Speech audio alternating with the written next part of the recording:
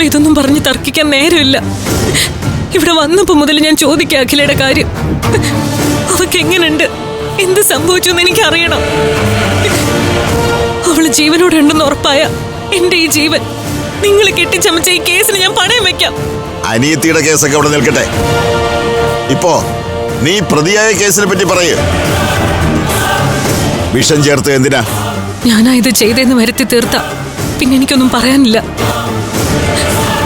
പക്ഷെ സാറിനെ ഒരു കാര്യം ഞാൻ ഓർമ്മിപ്പിക്ക.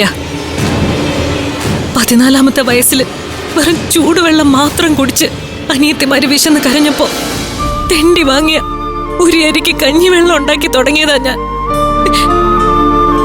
വീട്ടിലെ ഊണി തുടങ്ങിയ കഷ്ടപ്പാടാ എന്നെ പഞ്ചരത്നം വരെ എത്തിച്ചത്. ആഹാരത്തിൽ വിഷം ചേർക്കേണ്ടി വന്ന അതാദ്യം കഴിച്ച് മരിക്കുന്നത് ഞാനായിരിക്കും.